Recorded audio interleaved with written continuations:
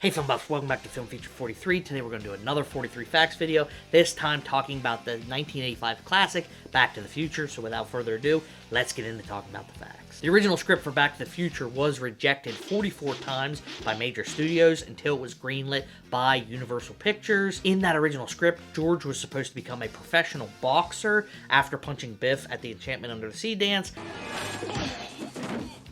And the time machine was supposed to run on nuclear explosion and Coca-Cola. Sid Sheinberg, who was the head of Universal Pictures, hated the title Back to the Future because he didn't think anybody would watch a movie with the word future in the title. He wanted the title to actually be Spaceman from Pluto, according to a memo that he sent to Robert Zemeckis. Sid even wanted the classic line, "My name is Darth Vader. I am an extraterrestrial from the planet Vulcan," to be changed to I'm a Spaceman from Pluto to tie into the movie's new title.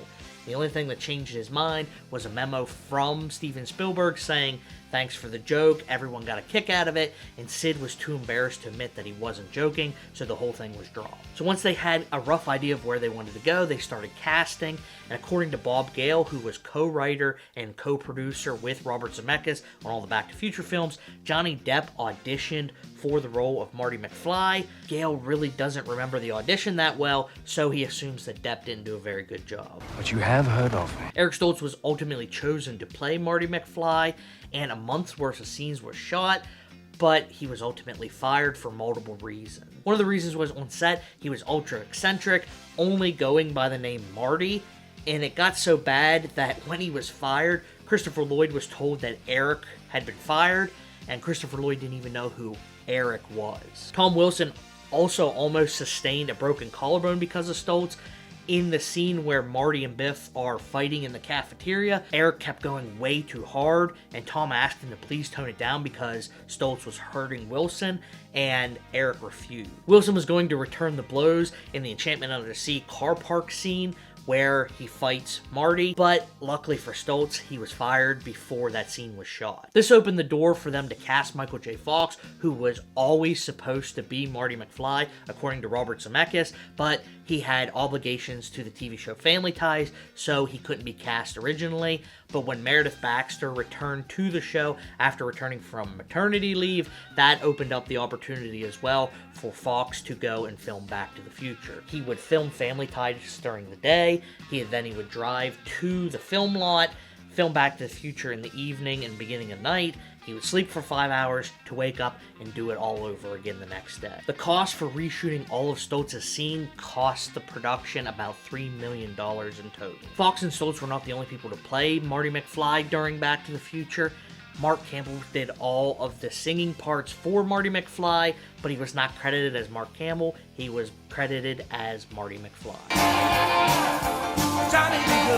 Another valuable doppelganger on set was Doc Brown's stuntman, Bob Yerkes, who got lucky because the clock tower scene from the first movie is the only scene to be shown in all three Back to the Future films, so Yerkes only did 1 day's worth of work and got paid for 3 separate films. To this day, people still call Michael J. Fox McFly, and the weirdest place he has ever been recognized as Marty was in Bhutan, in the Himalayas between China and India.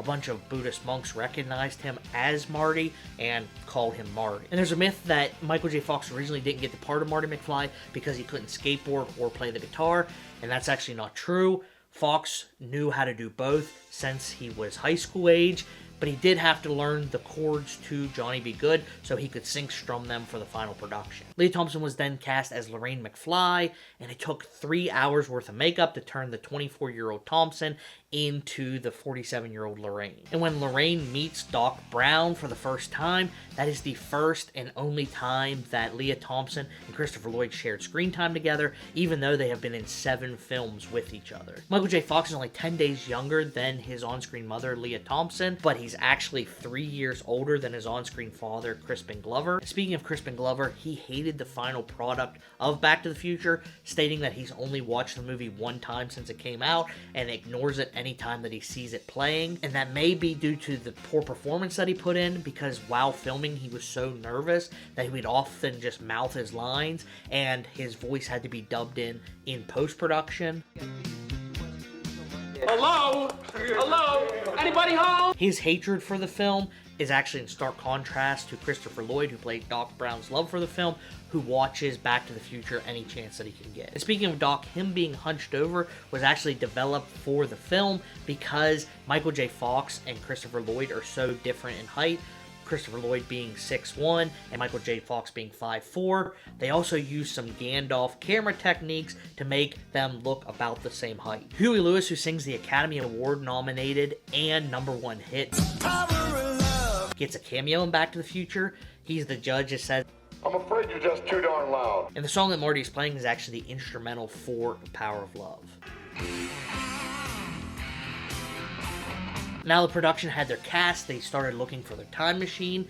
In the original script, the time machine was supposed to be a refrigerator on the back of a truck, but they decided to go with the DeLorean because of the Gaulle-style doors that they thought would look like a spaceship to the people in the 1950s. Are you telling me that you built a time machine out of a DeLorean? Bob Gale and Bob Zemeckis got multiple fan letters from John DeLorean thanking them for immortalizing his car on film. And after the success of Back to the Future, kits were sold for the DeLorean to make it look more like Doc Brown's time machine. If you're gonna build a time machine into a car, why not do it with some style? And the DeLoreans that they used on set kept breaking down, but Zemeckis and Gale refused to switch to any other car, even after Ford offered them a Mustang to use in the movie. And Mustang wasn't the only product placement that approached the production of Back to the Future.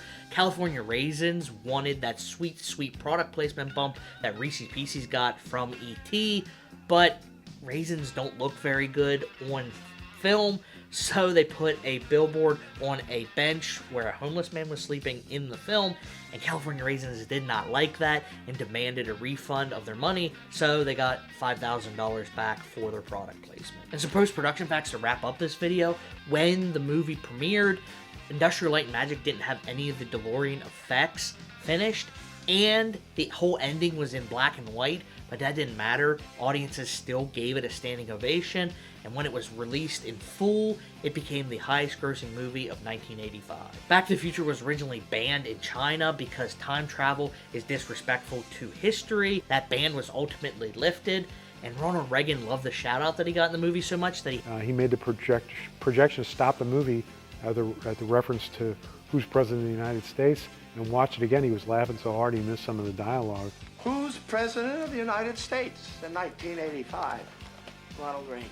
Ronald Reagan, the actor? and he returned to favor with a shout out of his own in his 1986 State of the Union address. As they said in the film Back to the Future, where we're going, we don't need roads.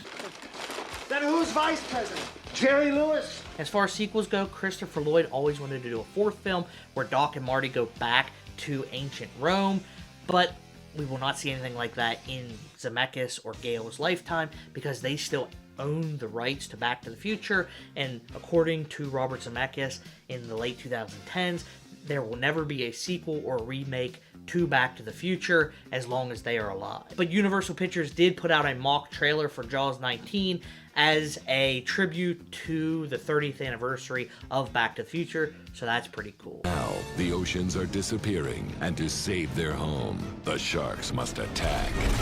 Jaws 19. This time, it's really, really personal. But that's all the facts I have for you about Back to the Future. Let me know if you want me to do the sequels or any other movie you want me to do down below. And as always, thanks for watching, and I'll see you in the next one.